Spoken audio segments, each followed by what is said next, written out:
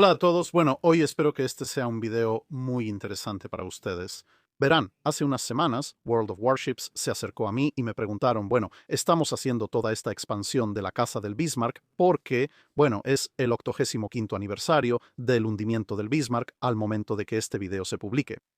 Y me preguntaron si podía hacer algo sobre el Bismarck usando algunos de los recursos del juego de su nueva expansión.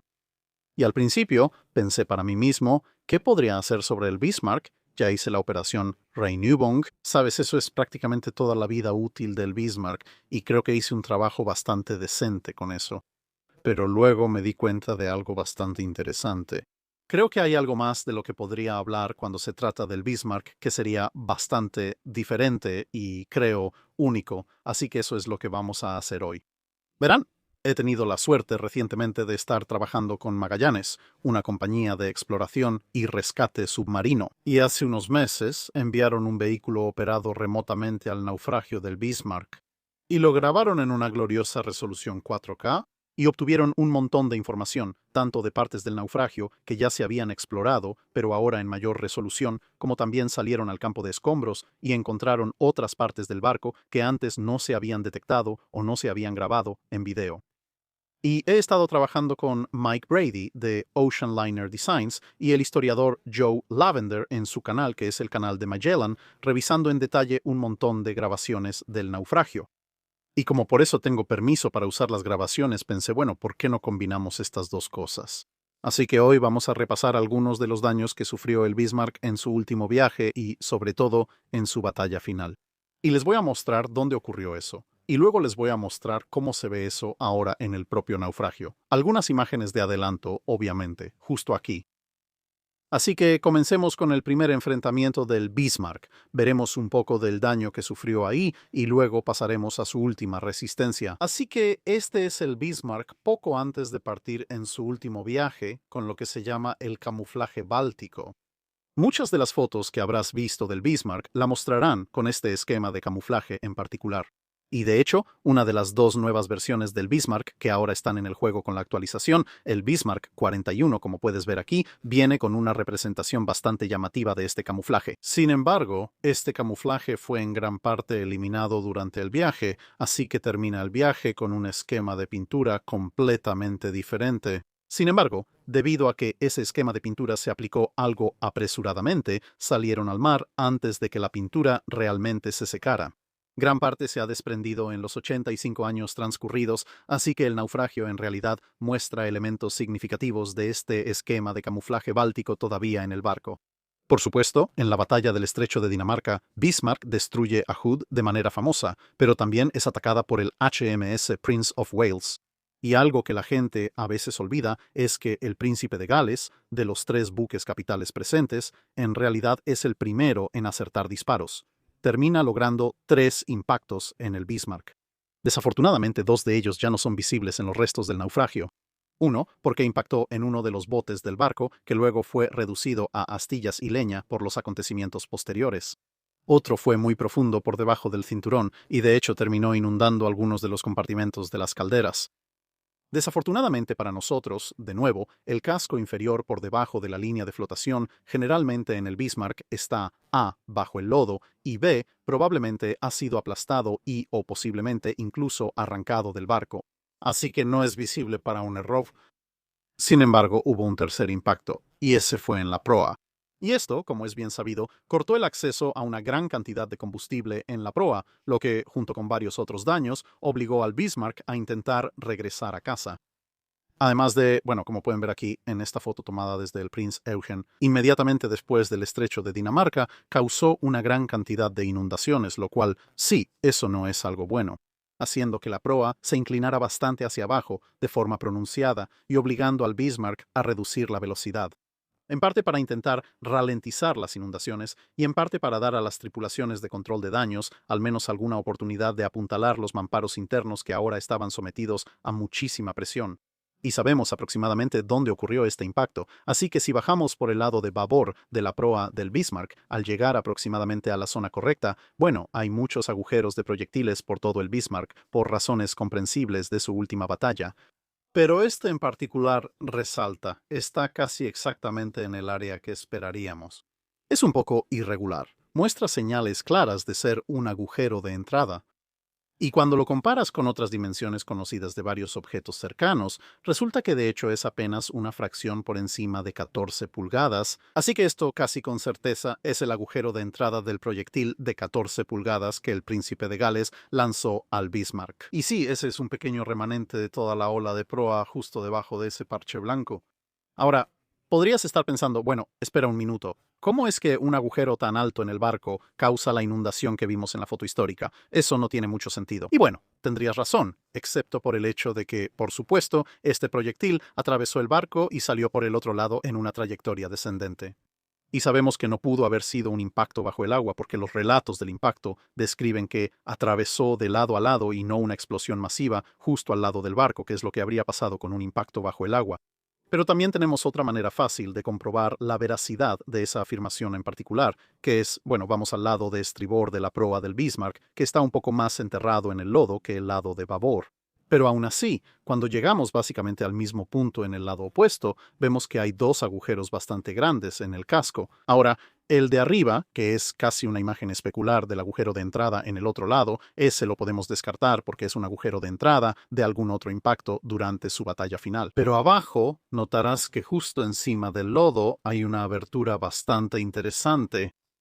No solo ya no es circular, lo que sugeriría que el objeto va dando tumbos, pero también puedes ver que el revestimiento del casco, al haberse partido, ha sido empujado hacia afuera, lo que indica que este es un impacto que ocurrió dentro de la nave. Así que es un proyectil que está dentro de la nave y luego sale de la nave. Y cuando calculas el ancho de la proa en este punto y la diferencia de altura relativa entre la herida de entrada que vemos al otro lado y esta herida de salida, el ángulo de caída que obtienes como resultado básicamente coincide perfectamente con el ángulo de caída del proyectil, que el príncipe de Gales habría disparado a la distancia a la que disparó cuando realmente impactó al Bismarck. Así que es casi seguro que estas son las heridas de entrada y salida preservadas en el Bismarck allá en el naufragio, y como puedes ver, la herida de salida está un poco más adelante en la línea de la falsa ola de proa. Y esto habría causado muchas inundaciones porque, por supuesto, la ola de proa está pintada básicamente a la altura de una ola de proa natural. De lo contrario, no funcionaría muy bien como engaño. Y esto significaría que el agua entraría muy fácilmente aquí una vez que empiece a inundar la proa del barco. Por supuesto, eso hace que la proa pese más, lo que baja la proa como vimos en la foto del príncipe Eugenio. Y una vez que eso sucede, bueno, entonces estás en un gran problema porque por supuesto no solo vas a recibir aún más agua, no solo la ola de proa, sino agua de mar en general entrando. También vas a terminar en una situación donde la presión del agua misma está aumentando y por lo tanto los mamparos de abajo están bajo cada vez más presión. Puedes ver aquí mientras seguimos bajando por el costado de la proa que se ve un poco más de ella. Y podemos decir que, en este punto, básicamente ya tenemos toda la parte de la proa que estaba sobre el agua visible porque ves esta línea que aparece en medio de la pantalla, debajo del revestimiento superior e inferior. Bueno, si cambiamos a una foto histórica de la proa de estribor del Bismarck, puedes ver que está esa misma línea exacta donde empieza a aparecer la placa de blindaje. Y en esta foto un poco más borrosa, donde aparece con el camuflaje báltico, puedes ver toda la ola de fragmentación ahí. Y de nuevo, puedes ver esa línea donde empieza el blindaje. Así que sabemos que esta es básicamente la sección sobre el agua de la proa del barco. Ella está casi exactamente en su línea de flotación en el lodo. Y en caso de que te lo preguntes, ¿pero qué hay de la parte debajo de la línea de flotación? Tal vez haya un impacto ahí. Tal vez los informes que dio la tripulación sobre que fue un impacto completo de lado a lado, sin explosión en el costado de estribor, estaban equivocados. Bueno, a diferencia de la mayor parte del resto de la sección submarina del Bismarck, en realidad tenemos la sección delantera bajo el agua. Simplemente fue arrancada del resto del barco y está recostada de lado. Puedes verlo justo aquí. Y la parte divertida es que en realidad puedes saber, por la forma en que se estrecha, si no quisieras hacer cálculos de escala, que por supuesto también puedes hacer exactamente cuánta parte de la sección submarina de la proa está aquí. Puedes ver que se estrecha hasta un punto extremadamente angosto aquí en la parte superior, donde fue arrancada. Y si vamos a esta foto de su botadura, bueno, puedes ver que la parte que está sobre el agua está en un bonito gris claro. Hemos visto que eso llega prácticamente hasta la línea de flotación, y puedes ver que prácticamente tenemos la mayor parte de la sección bajo el agua presente aquí. De hecho, podemos hacer coincidir uno de los cuadros de la sección de proa bajo el agua casi perfectamente. Y como puedes ver, básicamente tenemos, obviamente con la perspectiva un poco distorsionada por la vista submarina, pero como puedes ver, al desvanecerse de nuevo, la sección frontal real de la proa encaja casi perfectamente. Así que la única parte que realmente está bajo el agua es una sección muy pequeña, tal vez solo un par de pies entre ellas. Lo que tenemos por encima de la línea de lodo con el naufragio principal y lo que tenemos por debajo de la línea de agua con este fragmento desprendido. Y así podemos decir que si el impacto fue más abajo y de alguna manera todos los relatos de los sobrevivientes estaban equivocados, veríamos una salida en esta sección si la entrada estuviera en esa pequeña parte que está debajo de la línea de lodo, pero no está aquí en este fragmento. O la salida estaría en la pequeña franja que se ha perdido, pero entonces la entrada aún estaría por encima de la línea de agua en el naufragio principal. Y no vemos una ahí abajo en la parte visible. Así que podemos decir con bastante confianza que hemos identificado la entrada y la salida para el Príncipe de Gales como el impacto en el estrecho de Dinamarca. Y si quieres pasar tu tiempo viendo algunos de los daños del barco en el juego, bueno, tienen esto. El Eisener Kanzler, creo que significa el canciller de hierro, que básicamente es Bismarck, pero con un nuevo modelo 3D que muestra algunos de los daños que sufrió durante su batalla final. Y así pasamos a la última resistencia de Bismarck. Ahora, por supuesto, no hay fotos de cerca de Bismarck durante su última resistencia. Porque, bueno, como puedes ver, los británicos estaban un poco lejos, estaban a quemarropa en lo que respecta al fuego naval. Eso sigue siendo una distancia muy larga para una cámara sin un lente de zoom enorme. Y bueno, sí, la tripulación del Bismarck tenía mejores cosas que hacer que tomar fotos de su barco siendo destruido a su alrededor. Pero a partir de los diversos relatos de los sobrevivientes, los historiadores han podido armar una línea de tiempo bastante razonable que describe al menos la mayoría de los daños principales, así que vamos a ver algo de eso ahora. Primero, el impacto en la torre de mando. Este impacto, bastante famoso, en realidad mató tanto al almirante como al capitán del Bismarck muy temprano. En su última resistencia, dejó sus funciones de mando y control únicamente en manos del pobre primer oficial Earls, quien estaba en otro lugar. También hay una buena indicación de que ya sea la explosión de metralla o ambas cosas provinieron del impacto. Continuó hacia atrás dentro de la superestructura principal del puente y cortó los cables de la estación principal de telémetro, que estaba más arriba y un poco hacia popa después de la torre de mando. Y como pueden ver aquí, este daño está representado en el modelo de Eisener Kanzler. Y mientras nos acercamos al propio naufragio, estamos justo llegando a la torre de mando. Aquí pueden ver que es un completo desastre. Bueno, hay un agujero enorme e impactante en la parte frontal de esta sección de la superestructura, lo cual no me imagino que ayude mucho las cosas. Pero mientras subimos un poco más, pueden ver que hay una pequeña hendidura en la pantalla aquí arriba y hay una hendidura mucho más grande en la pantalla a la derecha, pero hablaremos más de esa última parte después. Pero si sigues la trayectoria de la pequeña hendidura, verás que hay una enorme salpicadura y dispersión de explosión por todo el frente de la torre de mando. Y esto es obviamente el frente, y solo un poco hacia estribor. Ahora, exactamente quién logra el impacto, eso que pone fin a todos dentro de esta torre de mando, es motivo de, digamos, una amigable discusión entre varios historiadores. Tradicionalmente, el impacto se le ha atribuido al Rodney cerca del inicio del enfrentamiento. Pero también se han presentado argumentos a favor del King George V y de uno de los cruceros pesados. Pero ya sabes, independientemente de quién lo haya hecho, personalmente sigo inclinándome por al menos uno de los acorazados. Dada el grosor de la armadura y el efecto del radio general de la explosión, aún así fue un impacto muy devastador. Y por supuesto, como puedes ver, la torre de mando no carece precisamente de algunos otros impactos que también ocurrieron en ella y a su alrededor.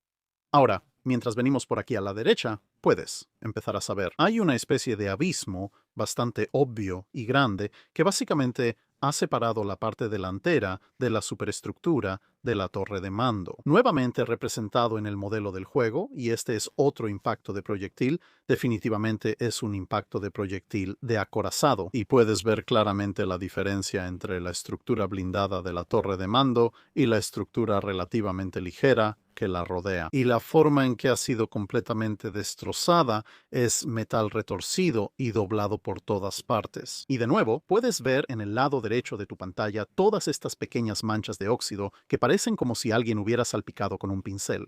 Bueno, si sigues las líneas hacia abajo, terminas de vuelta donde el proyectil ha tallado esta zanja y eso es metralla y explosión. Eso es desprendimiento causado por el impacto al atravesar. Así que pedazos, probablemente de la propia superestructura, son lanzados y esparcidos como perdigones y luego avanzan un poco más. Esto está bajando por el lado de babor de la torre de mando y puedes ver dónde solía haber una puerta. Digo solía porque, bueno, esa puerta simplemente fue arrancada por otro impacto. Un impacto de proyectil y justo en la parte inferior izquierda, apenas saliendo o entrando en la vista, hay otro agujero de proyectil en la pantalla. Y mientras damos la vuelta, verás. Probablemente apenas puedas ver indicios de ello. Ahora hay otra gran zanja, aunque no tan significativa como la que está más adelante. Pero esa atraviesa la estructura de la cubierta justo frente a la puerta y de nuevo puedes ver justo al lado izquierdo de la puerta. Claramente ha habido otro impacto de proyectil que ha causado que se forme un patrón de explosión en el exterior de la torre de mando.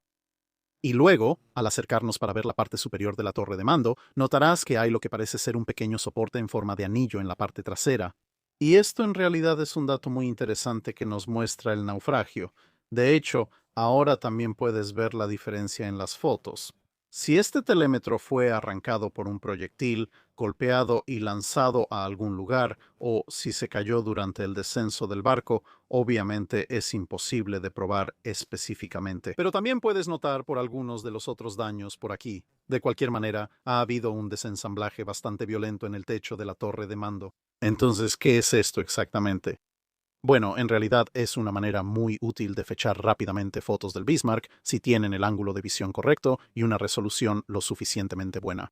Porque, como puedes ver aquí, esta es una foto del Bismarck a principios de marzo de 1941, así que solo un par de meses antes de Rhineland, y puedes ver que no hay nada encima de la torre de mando. De hecho, hay algunas fotos bastante cercanas tomadas al mismo tiempo desde la superestructura que en realidad muestran que solo hay una placa circular y plana. No hay ninguna estructura elevada como la que vimos en el naufragio.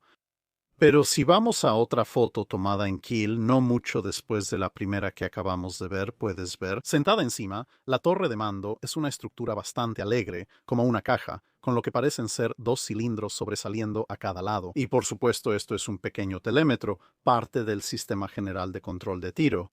Y esto es lo que estaba ahí. Y de hecho puedes ver entre la estructura tipo caja de la torre del telémetro y la torre de mando. Hay un pequeño anillo, y ese es el anillo que queda ahora en el naufragio.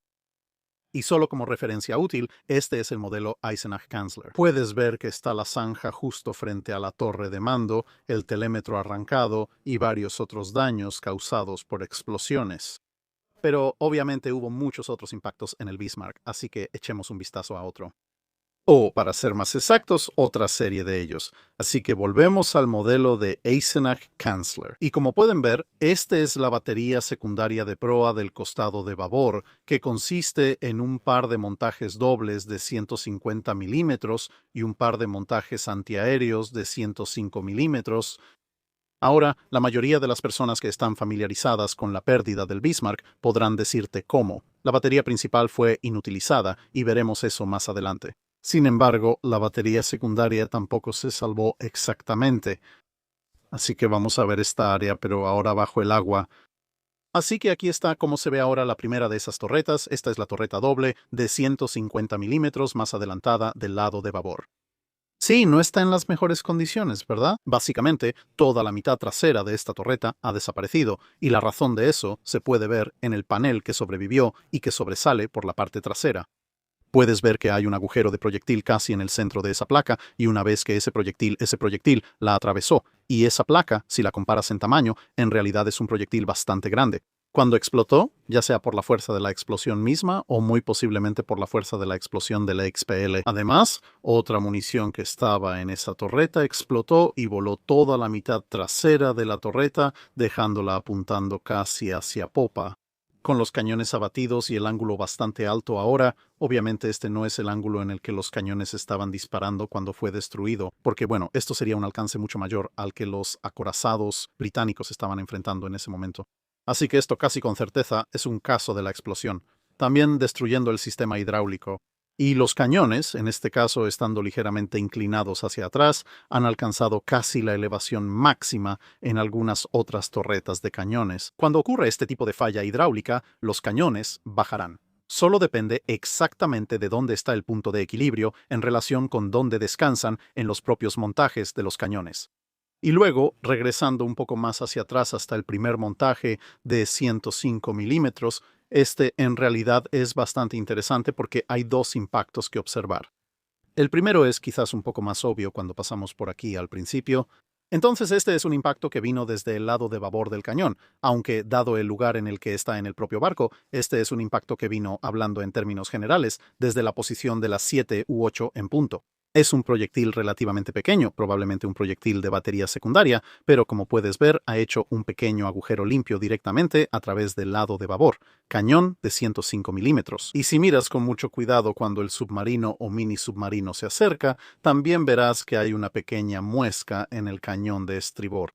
Así que este proyectil obviamente ha inutilizado la montura, pero la atravesó directamente. Este primer cañón no lo cortó por completo. Y después de haber gastado casi toda su energía, solo hizo una pequeña abolladura en el otro, aunque la energía necesaria para hacer solo una pequeña abolladura en el cañón de estribor también lo habría dejado inoperable. Y si miras cuidadosamente el escudo del cañón de estribor, puedes ver algunos pequeños fragmentos de esquirlas del proyectil cuando explotó. Sin embargo, esta montura de cañón no fue deshabilitada solo por ese impacto. Como puedes ver aquí, todo el lado de babor del escudo del cañón y una parte de la montura también han sido destruidos, arrancados por un proyectil pesado entrante. Y puedes seguir el rastro de la destrucción como puedes ver a través de la montura inicial. Pasó por el cañón en su totalidad y luego hacia la cubierta y el área de la superestructura, justo detrás de él, donde los proyectiles continuaron hacia la superestructura y presumiblemente explotaron en algún lugar dentro de ella. Y luego llegamos a la segunda montura de 150 milímetros, y aquí realmente puedes ver ambos tipos de fallas en su sistema hidráulico. Uno donde el cañón ha subido casi a la elevación máxima, pero también otro en el que los cañones realmente bajaron a la elevación mínima, lo que sugiere que quizás lo que destruyó esta torreta también pudo haber desajustado el cañón del lado izquierdo o de babor. Y a diferencia de la delantera, puedes ver la mayor parte de la sección trasera, incluyendo en el caso de este cañón en particular, que sus telémetros todavía están adheridos. Pero en cuanto a lo que la destruyó, bueno, desde afuera pensarías que se ve bien, pero si miras cuidadosamente en la parte superior del techo, puedes ver una vez más un proyectil entrante ha dejado evidencia de su exitosa penetración en el blindaje del techo de la torreta y luego ha detonado dentro de la torreta, destruyéndola por completo y probablemente acabando también con la tripulación que estaba adentro. Y eso la dejó congelada en esa posición, como puedes ver, básicamente mirando casi completamente hacia adelante. Así que este probablemente fue un impacto anterior en la batalla en general, comparado con el impacto que destruyó el primer 150 milímetros, la torreta, que suponiendo por supuesto que estas quedaron congeladas en su lugar cuando el barco se hundió, tuvo algo de oportunidad de girar antes de ser destruida. Por supuesto, estas torretas, por suerte, todavía están unidas al barco, así que tenemos que hacer algunas suposiciones sobre su posición relativa, y la mayoría de las veces se supone que estas eran las posiciones reales en las que estaban cuando el barco fue alcanzado, y por lo tanto nos da una idea de cuándo fueron inutilizadas. Teóricamente es posible que, con el vuelco, hayan cambiado un poco de posición, pero no lo sabemos. Y finalmente, en esta parte de la batería secundaria, que es lo que vamos a ver hoy en cuanto a los cañones secundarios, está la segunda montura de 105 milímetros, y no creo que haya mucho que decir al respecto porque, como pueden ver, en algún momento recibió un gran impacto y quedó completamente destrozado. Eso ocurre cuando el proyectil pesado explota en la montura en lugar de pasar de largo. Pero por supuesto, también está el armamento principal, y las 4 torretas fueron inutilizadas en diferentes momentos del proceso. Quizás la más espectacular de ellas fue la torreta Bruno. Puedes ver el lado opuesto en el modelo del consejero aquí. Pero según los relatos, tanto de los sobrevivientes del Bismarck como de la tripulación del Rodney, que disparó el proyectil en cuestión, vieron cómo un proyectil de 16 pulgadas penetró la parte frontal de la torreta y explotó, o posiblemente hizo que otras cosas explotaran dentro de la torreta. Esto hizo que la parte trasera de la torreta volara completamente, enviando toda la placa trasera blindada girando hacia el mar. Ahora, hay algunas pruebas del castigo absoluto que recibió la torreta Bruno en la forma de la barbeta, que todavía está en los restos del naufragio. Como puedes ver aquí, hay un impacto claro que penetró limpiamente a través del blindaje de la barbeta, justo por debajo del nivel donde habría estado la torreta en ese momento. Y esto está en el costado de babor inicialmente atacado del Bismarck, así que probablemente sea obra del Rodney. Pero en ocasiones, algunas personas han cuestionado el nivel de violencia que desmanteló la torreta Bruno y han cuestionado si los relatos de que la parte trasera fue completamente volada eran realmente precisos, porque la fuerza de la explosión que se habría necesitado para lograr eso sería enorme. Supera la mayoría de las estimaciones razonables sobre el poder destructivo de un proyectil de 16 pulgadas por sí solo y requeriría algo de ayuda, posiblemente de proyectiles y cargas que estaban siendo trasladados a la torreta en el momento en que fue alcanzada. Posiblemente incluso algunos que estaban almacenados en la torreta, porque había compartimentos de almacenamiento en la torreta del Bismarck para munición adicional. Y por supuesto, cuando las primeras expediciones bajaron a ver los restos, bueno, solo había una barbeta ahí, porque todas las torretas se cayeron cuando el barco se volteó, así que eso quedó un poco en el aire. Sin embargo, como puedes ver en esta imagen, esta es la torreta Bruno, o al menos lo que queda de ella, claro, ya que al haberse caído del barco mientras estaba al revés, todas las torretas parecen haber continuado su camino hasta el fondo del mar, permaneciendo al revés. Así que esto en realidad es la parte inferior de la torreta. Así que aquellos de ustedes que tengan varios planos de la torreta del Bismarck sumamente detallados, quizá ahora quieran girar la pantalla 180 grados para averiguar exactamente qué es lo que están viendo en cuanto a todos estos mecanismos. Porque con algunas de las torretas, no con Bruno en este caso, pero con algunas de ellas, todo el conjunto del montacargas de proyectiles también se conserva unido a las torretas, no en el caso de Bruno. Aunque obviamente la vista dentro de la torreta muestra que eso fue arrancado o se ha colapsado hacia abajo y hacia el extremo inferior dentro del barco, claramente no permaneció unido al resto de la torreta en su descenso. Porque esta es solo la sección que habría estado un poco dentro de la barbeta y el cuerpo principal de la torreta. La propia torreta. Y los cañones probablemente están enterrados en el lodo que puedes ver alrededor. Muy posiblemente colapsó al impactar y fue arrancado y esto se deslizó hacia abajo, pero eso es menos probable en este caso en particular que el hecho de que simplemente hizo un cráter que luego fue rellenado. En cualquier caso, ¿cómo nos ayuda esto a resolverlo? ¿Qué pasó con la parte trasera de la torreta de Bruno? Bueno, quizá viste esto un poco a lo lejos porque el RRB estaba previamente del otro lado. Disculpa por los destellos, por cierto, pero ellos, por supuesto, estaban tomando fotos además de video. Pero este es el voladizo, la parte inferior del voladizo de la torreta de Bruno, y como viste antes, la torreta en sí está casi en posición horizontal, básicamente plana. Sin embargo, estas placas no lo están. Están sobre lo que parece ser una especie de rampa de salto de esquí. Pero claro, están al revés, y como puedes ver, también están como separadas entre sí en forma de pétalos. Y justo en la parte de atrás, ahí, puedes ver una que en su momento fue lanzada casi 90 grados hacia abajo, aunque ahora está apuntando casi 90 grados hacia arriba, porque claro, como dijimos, está al revés. Y esto nos da una prueba muy sólida de que tanto lo que dijeron los sobrevivientes del Bismarck como lo que dijo la tripulación del Rodney no fue exagerado en absoluto. Porque esto no es daño posterior a la batalla, esto no es daño que ocurrió cuando la torreta golpeó el fondo del mar, así es como estaba formada cuando golpeó el fondo del mar. Y lo que muestra, obviamente, es una explosión colosal que evidentemente no solo destruyó la torreta, sino que también falta la placa trasera. Sorprendentemente, exactamente como dijeron los sobrevivientes, pero como también puedes ver, simplemente dobló por completo esta parte trasera de la torreta de manera bastante violenta y bastante rápida.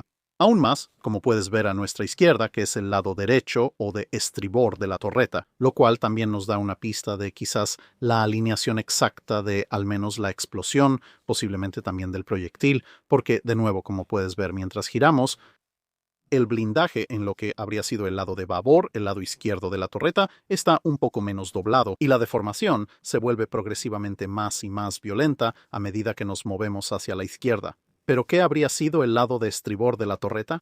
Así que puedes imaginarte, con el piso volado desde abajo, no había manera de que la placa trasera de la torreta se mantuviera en su lugar, así que este nivel de daño coincide casi perfectamente como dijimos con esto. Tanto los sobrevivientes del Bismarck como la tripulación del Rodney cuentan que la parte trasera de la torreta fue completamente destruida y que la placa trasera salió volando por el lado de estribor y cayó al mar. Pero, por supuesto, aunque ese impacto del príncipe de Gales que vimos al principio fue la razón por la que el Bismarck dio la vuelta para regresar a casa, no fue la causa principal. Hablando estrictamente de su última resistencia, si hubiera podido mantener la velocidad y el nivel de control que tenía después de la batalla del Estrecho de Dinamarca, probablemente habría llegado a un puerto en la Francia ocupada. Sin embargo, por supuesto, fue atacada por aviones Swordfish del HMS Ark Royal, que, entre otras cosas, consiguieron dar en el blanco. Un torpedo la impactó en la popa y esto atascó sus timones, lo que significó que quedó con un control muy limitado. Velocidad reducida aún más que antes, y así terminó siendo acorralada por la Marina Real. ¿Pero hay algo que podamos ver en los restos del naufragio que nos muestre lo que sucedió ahí? Bueno, resulta que sí, sí lo hay. Así que en el último daño de batalla que vamos a ver hoy, vamos a ir hasta la parte trasera del barco. Ahora, esta es, por supuesto, la hélice de estribor, o al menos la parte de ella que todavía está por encima de la línea de lodo. Y notarás eso. Dije la hélice de estribor, no una de las hélices de estribor, porque por supuesto el Bismarck tenía un diseño de 3 ejes, así que tenía una hélice a babor, una a estribor y una central. Y ahora, hablando de la hélice central, tal vez puedas verla al fondo, pero vamos a girar un poco. Así que todavía estamos entrando desde el lado de estribor, pero poco a poco nos iremos acercando más y más a la línea central, que está más o menos definida por donde están esos cables. Y justo a la derecha de eso puedes ver lo que queda de la hélice central. Y en este caso, esa es una descripción bastante precisa porque, bueno, puedes ver que le falta un gran pedazo y también está doblada. Y los de vista de águila entre ustedes quizá también puedan notar eso. En comparación con la hélice de estribor, tampoco está realmente alineada con el barco y podrán verificarlo en un minuto. Pero esto es bastante importante porque lo que nos dice es que la explosión del torpedo que inutilizó el timón del Bismarck o bien impactó directamente el timón de babor o explotó muy cerca de él, en cualquiera de los dos casos. Lo que parece haber sucedido es que la explosión fue lo suficientemente potente, y por eso creemos que probablemente fue lo suficientemente localizada como para doblar el timón de babor tanto hacia adentro como hacia adelante, hasta el punto en que entró en contacto con la hélice central, que por supuesto es una gran pieza giratoria de bronce, hizo chun, chun, chun, chun, y la destrozó. El timón probablemente ayudó a desprenderla, pero el timón, al estar hecho de acero, también le arrancó un buen pedazo a la hélice. De ahí el daño a la pobre y vieja hélice aquí. Y esto habría dejado la hélice central prácticamente inutilizable a partir de este punto. En cuanto a la propulsión, porque, bueno, su perfil está completamente distorsionado, el eje de la hélice probablemente está doblado. Y tratar de hacerla girar en tan malas condiciones no habría generado mucha fuerza de empuje útil de todos modos, incluso suponiendo que realmente girara y no solo rechinara horriblemente y reventara varios sellos, etc., causando un montón de inundaciones. Ahora, quizá hayas notado que el timón no está presente, ni el de babor ni el de estribor. No es necesariamente sorprendente, dado cuánta fuerza se habría ejercido sobre el casco en esta área. Y la naturaleza relativamente frágil de los soportes del timón casi con certeza hizo que se desprendieran por completo, suponiendo que el timón de babor no se hubiera desprendido así inmediatamente después de la explosión del torpedo. Pero al girar la cámara hacia estribor, en realidad puedes darte una idea de en qué mal estado está la hélice central en comparación con la hélice de estribor, que puedes ver aquí ahora desde la misma perspectiva de la cámara. Así es como debería verse la hélice en comparación con cómo se ve realmente. Aunque, curiosamente, lo que también podemos notar en la superficie de la hélice mientras la dejamos ahora es que hay bastante cavitación. Esto indica que hubo algunos problemas con el diseño de la propulsión y la hélice en el Bismarck. porque ese no es el tipo de marcas que quieres ver en una hélice, después de que el barco ha estado en servicio por un periodo de tiempo relativamente corto. Y hubo otra consecuencia de la explosión de ese torpedo, y fue que debilitó bastante la estructura de la popa. Una de las desventajas de un diseño de hélice de eje central es que el voladizo de la popa es, relativamente hablando, algo delgado y por lo tanto algo débil en comparación con un diseño de 2 o 4 hélices, donde puedes bajar la popa más alineada con la quilla, lo que le da un poco más de resistencia. Pero aún así, un problema relativamente común con los diseños alemanes de 3 ejes, especialmente en la Segunda Guerra Mundial, era que esta popa débil significaba que si recibían un impacto en esa área, la popa podía colapsar o desprenderse. Y como puedes ver aquí, esto es en realidad lo que le pasó al Bismarck en algún momento durante su hundimiento. La popa se ha desprendido. No tenía una popa de espejo. Debería haber más popa aquí, pero simplemente se ha desprendido de manera relativamente limpia. Y esto es todo lo que queda. ¿A dónde se fue el resto de la popa? Quién sabe. El campo de escombros aún no ha sido completamente inspeccionado en video, pero tal vez esté por ahí en algún lugar. Pero puedes ver que aquí es donde ocurrió la ruptura. Y con eso concluimos nuestro vistazo a los diferentes daños de batalla del Bismarck, cómo ocurrieron en su momento, cómo se ven en el juego y cómo lucen bajo el agua hoy en día. Espero que lo hayas disfrutado. Y gracias, obviamente, una vez más a Magallanes por permitirme usar este material. Enlace a sus canales en la descripción de abajo. Y por supuesto, gracias a World of Warships por permitirme acceder a todos los recursos del juego que se han utilizado para esa parte de este video. Así que si quieres ir y jugar World of Warships, si eres un jugador que regresa, habrá un montón de contenedores del evento Caza del Bismarck para ti. Y si eres un jugador nuevo, tal vez no has jugado el juego antes y ahora quieres descargarlo y probarlo, entonces, bueno, puedes usar el enlace en la descripción del video y en el comentario fijado.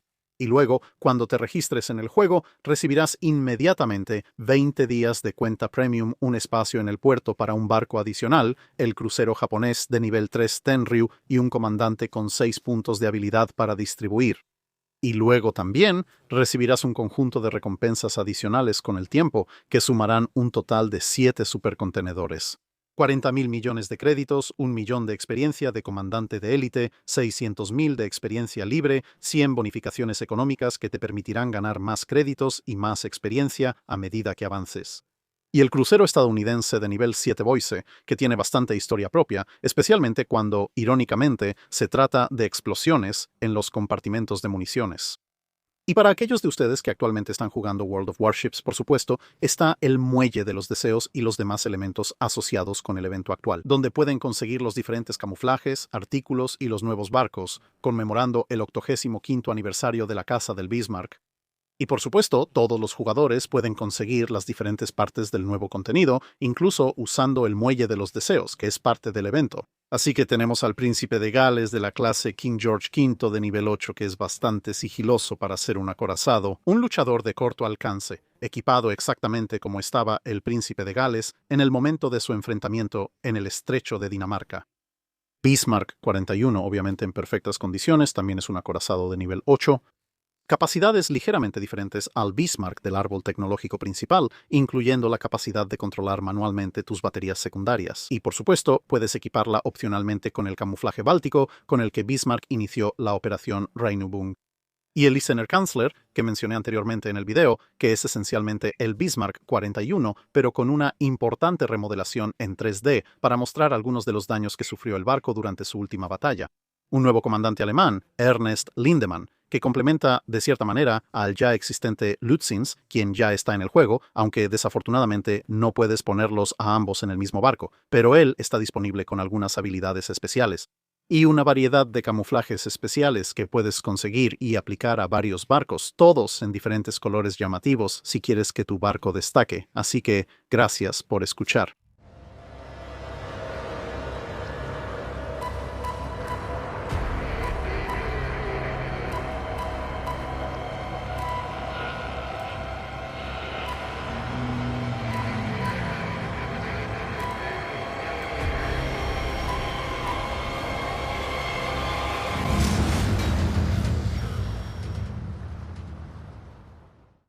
Eso es todo por este video, gracias por vernos. Si tienes algún comentario o sugerencia sobre algún barco para revisar, haznoslo saber en los comentarios abajo. No olvides comentar en la publicación fijada para preguntas sobre el dique seco.